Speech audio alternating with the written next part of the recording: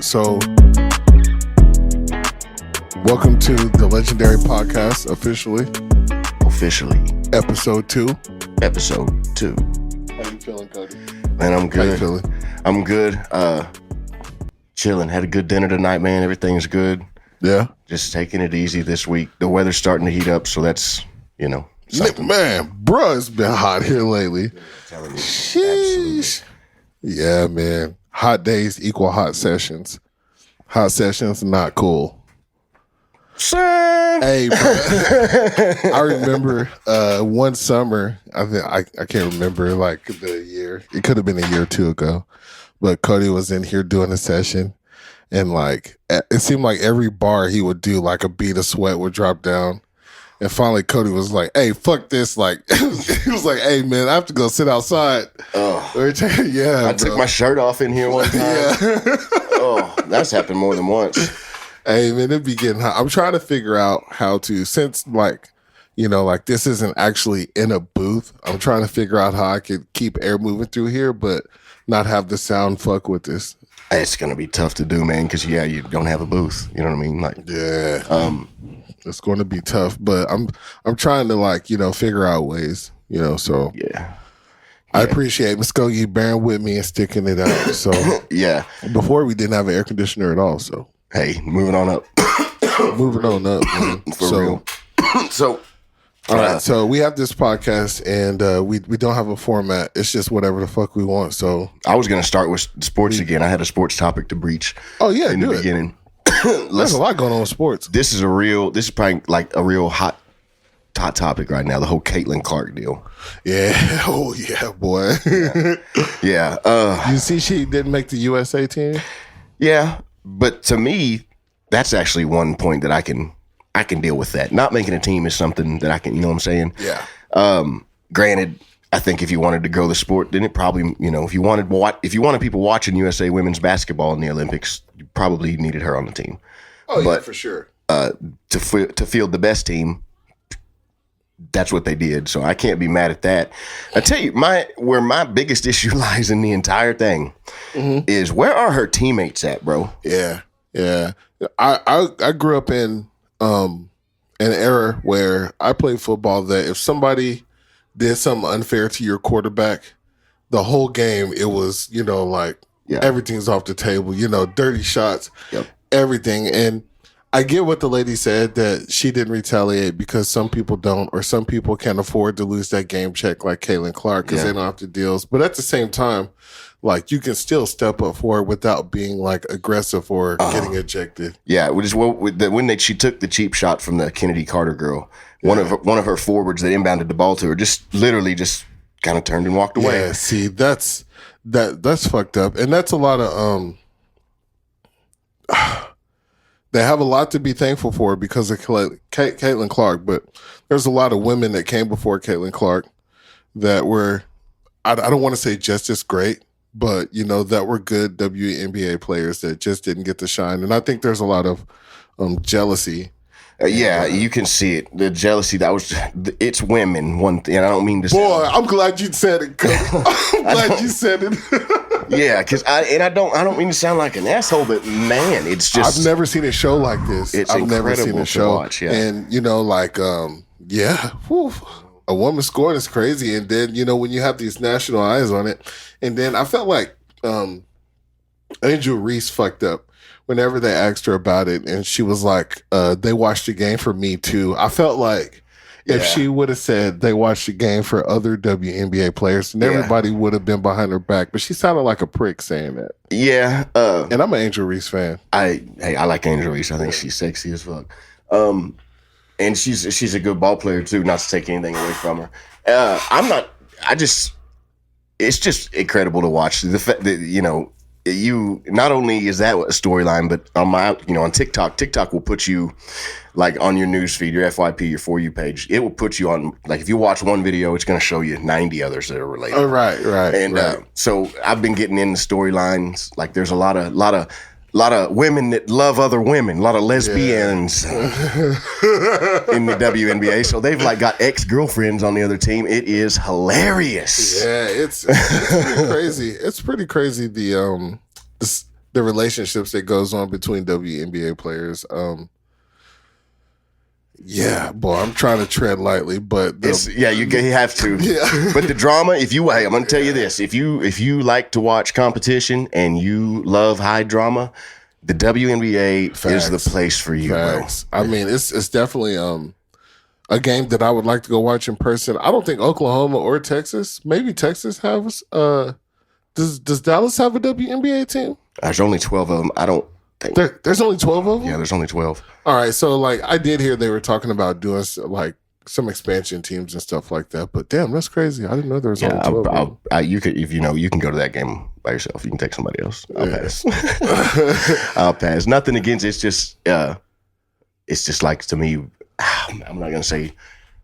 Moving on. All right, so like, but women's basketball. All right, in high school, women's basketball was dope. I didn't follow it after that. But I would love to get into it in the WNBA. Yeah, man. There's a girl named there's a girl from Telequal, and I can't think of her name. Angel Reese. No, not Angel Reese. Angel Goodrich. Yeah, Angel Goodrich. Dude, she was awesome.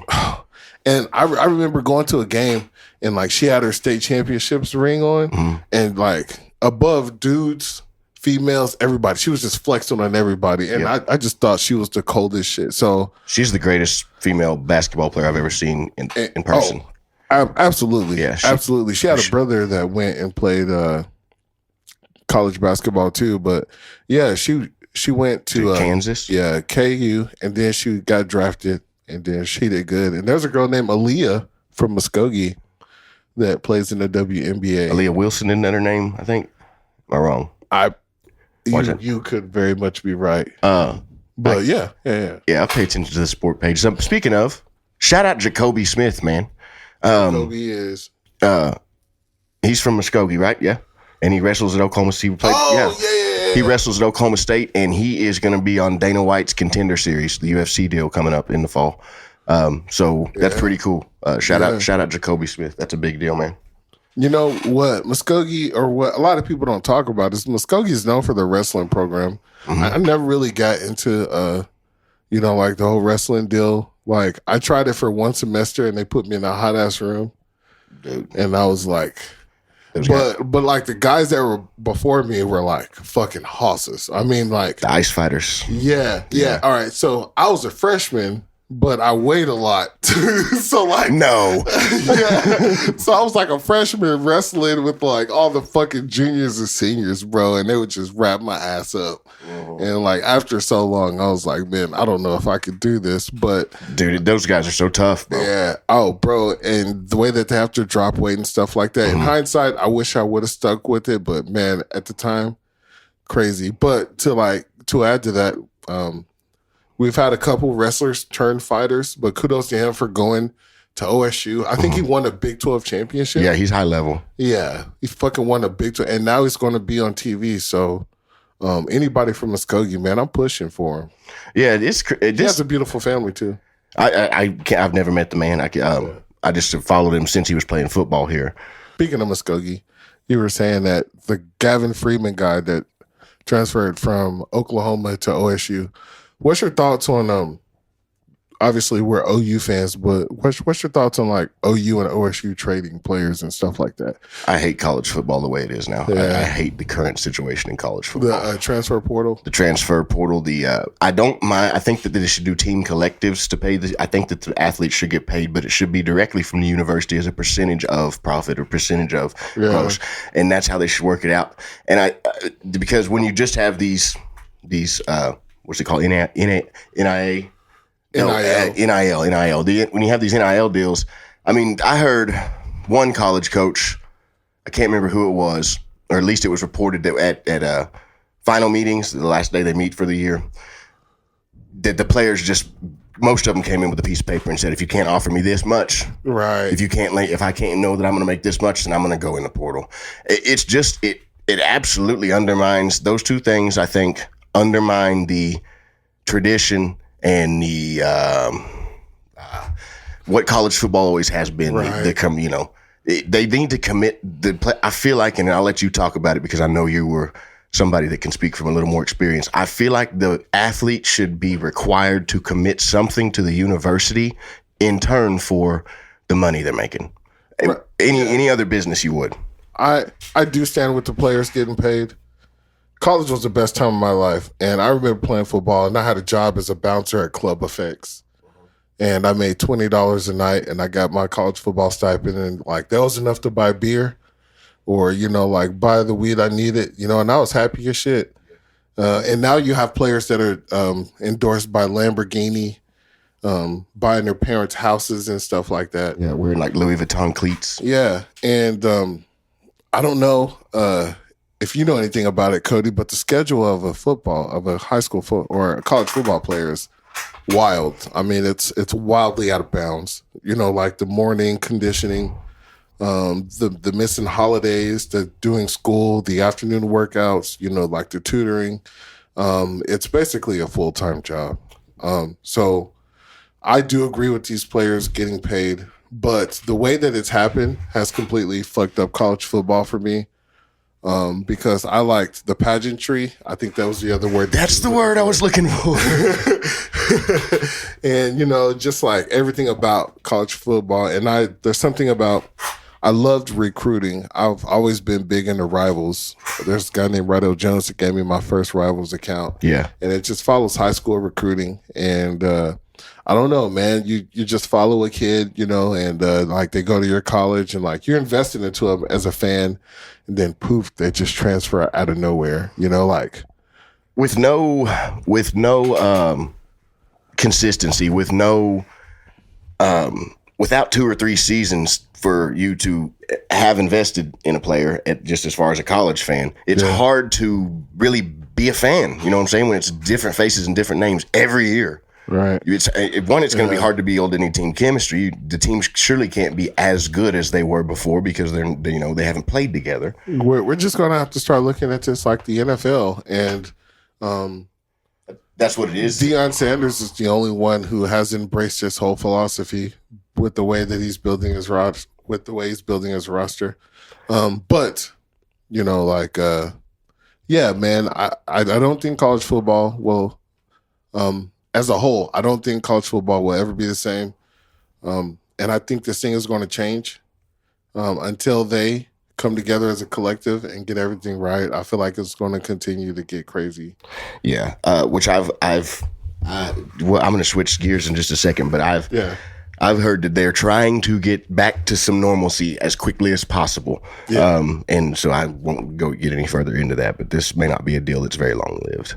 As they should, get your money, and yeah, man, let's get college football back. Overall, OU's going into the SEC. I'm just ready to get out to summer so we can, get off all this like bullshit topics, and just get to the game. Yeah, for real, bro. So, like we mentioned before, what you need me to do? I know. Yeah. Oh, restricted. That's okay. I was smoking. I knew it would be. My bad. Oh, sorry. If y'all are watching on the top, what's up, y'all? So, like we mentioned before, I'm going to get into that, right? Yeah, come on. I got 4 kids. The eldest is 13. Then I got 9, 6, and 2. The 6-year-old isn't mine. Can we not post this until Wednesday? Is that cool with you? Because Wednesday's when I'm having that conversation. You can edit this out. Yeah. All right, cool. So she's not mine. I came into she's my wife's child from a previous relationship. But when I met my wife Ruby in 2017 or 18, Piper was 4 months old the first time I met her. Okay. So I've been there her entire life. Yeah, pretty much from she calls me Cody, but if she's talking to me in front of other people or talking about me, speaking about me, it's Dad. That's my dad. And she's called me Dad before, but it's just kind of because she almost subconsciously knows, I think. Mm-hmm. And now she's been asking questions like, I think we should get DNA tests to see. You just know where everybody comes from. And so it's a delicate situation because her dad's not a very nice guy at all. Is he still around? He's in the area, but no, he has Okay. nothing to do with her at all. From the time I've been there, like I said, which is her entire life, basically. In the first 4 weeks, we saw her one time, a supervised visit that he didn't want to come to. He stayed for 10 minutes and left, and that's been it. Dang. But I Google everything. So she's posing those questions. I Google, well, how do we handle this? And it says, well, when children are between 6 and 8 years old is the best time for you to tell them about this and explain it to them. It's the most receptive that they'll be to the conversation. Yeah. Before 6, they can't understand. And after 8, they're going to feel like, why have you waited this long to tell me this? It's Right. So she's about to turn 7. So we were discussing it, and Ruby and me decided to tell her on Wednesday to take her out and have that discussion with her. Tell her that she has a different dad? Yeah, explain to her that I'm not her biological father. Dang, that's heavy. Yeah. And then let her ask questions from there. Yeah. I think that's fair. At some point, they're going to ask that question in life. Mm-hmm. And I don't think there's a right or wrong way, or I don't think there's a right or wrong age to let your kid know. Maybe at 8 months old, they wouldn't be able to remember, but but like who's to say that you can't do it at 6 years old? I think that's great, but you should understand that, if you introduce that to a 6-year-old, their natural question is, like, Can I where meet is him? he? Who is he? Let me see him. And Why is he not around? yeah, and exactly. And with that question comes heartbreak. Because everybody wants to know their real dad or be around their real dad. And whenever you introduce, you're not being, her dad, then you ultimately introduce that. And me not having a dad, like, it fucking sucked. Like, I want to know what he was like, what he looked like, his mannerisms. Yeah. Like. Did you have any stepfather, figures? No. Okay. No, like, I was raised straight up by a single woman. Like, she might as well have been married to Jesus. Like, Right. I understand. I had stepfathers. Let me think how many. My bad, mama. 1, 2, 3, 4 of them. Okay. I'm working on the 4th one now. I don't refer to him as stepfather. Right. He's my mom's husband now. But anyway. Absolutely. It may be one of the most unorthodox, uncomfortable dynamics, regardless of how much you care, love each other, just because of the situation. At least on that end, it was. Yeah. I don't know. I just don't want, my biggest concern, dude. Ruby's family this guy is an abusive asshole, right? Really abusive. I don't want to air them out. Is Piper happy right now? She loves her life. She's very happy, but she's posing these questions. And from what I read, it says that now's the age where they won't be upset with you if you just you can explain it to them, and then as long as you're willing to handle, well, I want to meet him and give her the opportunity, because once she meets, he's not going to want to. Here's what I feel: he's not going to want to stay involved or have a role in her life. Yeah. He may not even agree to meet her. Dang, is that bad? Yeah, he's one of these. He's a dude. I'm not gonna get started on him. He's a dirtbag. But yeah, from what you've heard already, it's enough to know that he's a dirtbag, right? He says, man, But so he won't want. My bad. He won't want anything to do with her. Other than that, my biggest concern is that she looks at me. Like, I don't mind. That whole deal will work out. We have no reason to fear him anymore, which their family feels that. Yeah. But then I'm around now, you know what I'm saying? And if he does meet her, he's going to be in front of me. Right. You know what I mean? Yeah. Because you've been there the whole time. Yeah. Shit. And he can, if he don't want to do that, he can fuck right off. Right. Because but is that she's going to view me differently, and she's going to think that I feel some type of way about her. I don't think so. Like, if anything, I feel like she would love you more, because with that, her dad not being there, and she knows that, but she knows, like, you're there and she sees you. A lot of people, of course, older, like older kids, their reaction would be like, I don't care, as long as I got you, Yeah. Yeah. Yeah. Yeah. You know what? I know she'll do it at some point in time. You're not my dad. When it just and Every kid. Yeah, and for a few minutes I'll be pissed as fuck. She and she's a smart, awesome kid. She won the award. She just graduated kindergarten, and she won the award for citizenship, like being, always had the principal said she never has a bad day. Now she'll leave the house bitching she hates school, but apparently at school she's just a real butterfly, and she's doing dope. well. Congratulations on her graduating. Hey, thanks, man. It's an accomplishment. She's the first in the family to graduate kindergarten.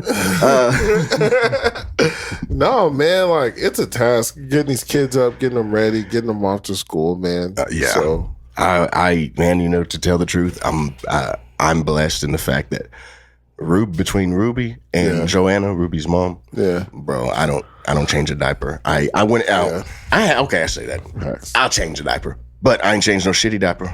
You know what I mean? Yeah, boy. I ain't got to give. I don't bathe no kids. I don't get up and get them ready. I'll be honest. I don't get up and get them ready for school. I'll see them when they get back.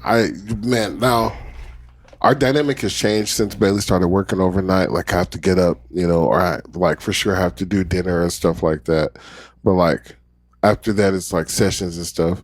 But yeah, man, it was split down the middle until we both started working. Then things became more equal. I'm glad that happened after the whole diaper changing thing. Because while they were in diapers, I didn't fucking change no dirty diapers. Now I've been with a woman. I'm not saying I'm above it. No, not at all. Don't get me wrong. Don't got the stomach. With my first two kids, I changed dirty diapers. With my first two kids, if I didn't get up if I was off work the next day, and I didn't get up when they was crying in the middle of the night, my ass would get kicked.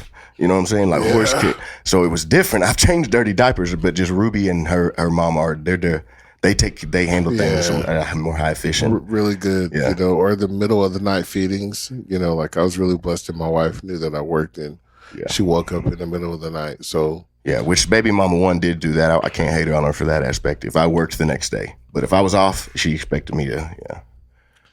Yeah, anyway. Man. You know what's fucked up about life? The circle in my life that I don't guess I would say I don't talk about it a lot. I do talk about it a lot. I guess it's just not out there in public, but we had a conversation about not being with your dad or not being around your dad, and I have a son that lives in Texas, and I don't get to be in his life, but I did whenever I was in college and I was playing ball, I had him, and I was really scared, bro. I didn't know what to do. I talked to my mom, I talked to my coach, and I didn't understand the gravity. I just wanted to go back to class like nothing happened. Right.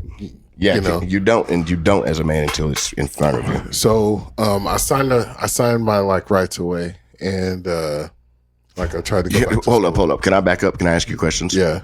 Did you just I met her in the dorms? I fucked this. What was the situation with the girl? You would ask me this on a podcast. I mean, you ain't got to go. Were you dating or was it just a hookup? That's all. Okay. It was just a wham bam. I got you. I was really scared, and I just didn't know what to do. I just kind of wanted to go to sleep and wake up and just be back in my life. Let me give you. Can I put a real positive spin right now for you? Because I don't know where you stand on how you feel about it today, Manny. But a lot has changed today. The way I'll tell you this about it. Can I? Damn, I don't know if I can. Let me speak a word to you, and then I think you'll feel good about leaving this in. All right. You look where you are today. I know I can absolutely look at where you're situated. Look at your life that you have created. You and your wife have created and built for your family and your kids. Look at what you're doing. Yeah. The situation like that is a situation like that. That's why, if you're listening, bed to bed, I know it's fun, but it ain't always where it's at. You know what I'm saying? I mean, and I didn't learn that till late in life, but you don't feel bad about it, bro. Yeah. Don't feel bad about that. Damn. So, that led to a lot of fucked up emotions between, a really fucked up triangle. And I think that's what motivated, and that's why I love Taj so much, because I felt like Bailey gave me a son to where I can prove myself to do things right. And you have proven yourself, and you're doing so it was a really fucked up situation. I say all that to say that, you know, he's autistic too. Yeah, you told me that before. And here, like the past 5 years, like I've been like really in his life. You know, he's been coming over. Like I coached Pee Wee football, and he was like my assistant. He wanted to play, you know, because he could be a really good offensive lineman, but like he can't, you know, because I don't want to get him hurt. So we were just really getting like a really, really good relationship. But me and his mom have never been, you know, because it was just like that one night. And then I tried to run away from my responsibility. So in her eyes, you know, like I'm just like a bad person. So like once me and Tyler, we've been kicking it for like 2 or 3 years and like we're close. And then all of a sudden she was like, hey, I'm pulling Tyler out of school. And I was like, all right, did he get in a fight or something, you know? And she said, yeah. And it was like a week later, she didn't answer. Like 2 weeks later, she didn't answer. And I called the school and I was like, hey, my son's been in a fight. I'm kind of worried. And the school was like, I say all that before to say, the school was like, hey, you know, like you don't have any rights, you know, to this kid. Like we can't give you any information. Thanks. Long story short, it turned out that like she moved Tyler to Texas. And it fucked me up really bad because I felt like 13, 15 to where he's kind of turning into the man, and like a lot of this stuff is going to like be lasting, and I'm scared I'm going to get to him too late, you know, to show him like what we're really doing. Like I'll tell you this, bro, like we booked our family vacation to go to Florida. It's going to be our second year on the beach, and like the whole time we're there, I just think about Tyler. And that's not to take anything away from the other kids. You know, like I'm proud of them. I love them. Like we have our moments. But like I just feel like my whole life growing up, like I just wanted a dad. I felt like I had so much potential, or I could have been so much more, or I could have had more confidence, like had I had a dad. And I just feel guilty that like he don't get to have that. But I swear to God, like... Does his mom... Hold up a second. But like, I swear to God that like... things are different now in my life to where like if he did come back in, you know, that like I'm confident that like I could give that kid like the best life ever. But all right. Man, I can't even having a son and having been, you know, early in his life, I was there the first 4 years all the time. I can't imagine having a kid just boop, gone. Like a man, you know. Yeah, no, man, just up and disappear because, I mean, he integrated into our family, like I said, for 2 or 3 years. So, like, my son, you know, like his little sisters, you know, we're all, you know, like a family. They all miss him. They all ask where Tyler is. And I do have his grandpa's number, which he lives here in Oklahoma, and he has contact with her. But, you know, the only thing I can do is just text him. And, you know, I just text him and tell him that I love him. And Tyler, when you hear this, your father's this is going to sound crazy. Your dad's a good man, bro. This is going to sound crazy, but, you know, like I said, Tyler's been staying here, and he had a bed that he slept in here. And because we ultimately wanted him to move. And, like, we still have that bed, like, to this day. Like, it hasn't moved. So, like, you know, like, we're waiting on him to come back. And like I don't know when, and I'm scared I'm going to see him again, and he's going to have a mustache, and you know, like you know, and it's man. Like I just want him to I just want to know that he's okay, you know, like wherever he's at, you know. And if I can like teach anything, or I'm glad that we lived all these crazy fucking lives, because I want to teach my kids, you know, to do things a little bit different. So bro, I'm so glad you said what you just said. Yeah. I'm so glad you said, because man, we're all well, first off, most of us, yourself included, are all products of a broken home, broken system, broken system, I should say. For sure. And it sucks because I've repeated that system some in my life too, with some of the, you know, with some of the things I've done in the past with like, but when we decide to fix it, like you have with what you just said, when we decide to make sure that our children don't repeat these things, that's when we save the world. Facts. Yeah, man. Like I want so bad, you know, for my kids' life to be different. You know, I think had I had a dad, I wouldn't have been in that situation, because I was just hanging around with friends, just trying to get their approval. Cause like really, I'm not that type of person. You know what I'm saying? Like I was just No. We're young and dumb, but hey, we've all done stupid shit. You just happen to fall into that situation. right. You know what I'm saying? Mean, and it happens all the time. You know, like people in college like experiment and stuff. And you know, like if you are doing that stuff, like more power to you. Just be safe about it. Yeah. You know, like I was just young and wild, bro. Yeah. You know? Yeah. Man, and the thing about pussy is this. This is crazy. Even when you're young and wild, you still go crazy chasing it. But when you get up in your shit, you'll go crazy chasing it until you're 60, 70 years old. Right. Deciding that I don't have to fuck everybody. Right. Will really change something in your life. Like, and I'm not speaking to try and preach or nothing like that. Don't get me wrong. But I used to, I've been bed to bed. You know what I'm saying? It's really just not where it's at, bro. And I've had a lot of heartbreak chasing sure, pussy, and I lost a lot of money chasing for sure. But like just getting married has been the biggest stabilizer in my life. It's the greatest thing. Yeah, I mean, I couldn't agree more. Being with a significant other. All right, bro, we just went off in that. Speaking of. Fuck. All right, y'all got it this episode. Oh, we'll see y'all next week, bro. Hey. How do you top this shit? Manny's gonna come in with 21 questions on some shit for me next week. He's gonna be just all kinds of my business just whatnot. Fuck, man. Oh, man. All right. Well, hey, big love, y'all. Yeah, man. I appreciate y'all, and make sure you subscribe. And Cody with the new channel, appreciate it. Yeah, the new channel on YouTube, guys. The handle's at the Legendary Podcast 918. Go check that out. Hit the subscription. It just went up last week. I'm figuring we'll get a few episodes before we gain any traction. But to help us gain that traction, please go subscribe, like the videos, and comment on them something too. Even if it's just Cody has a big head, just comment something. Yeah, man. I mean, this is some real life shit. So, hey, fuck. I think.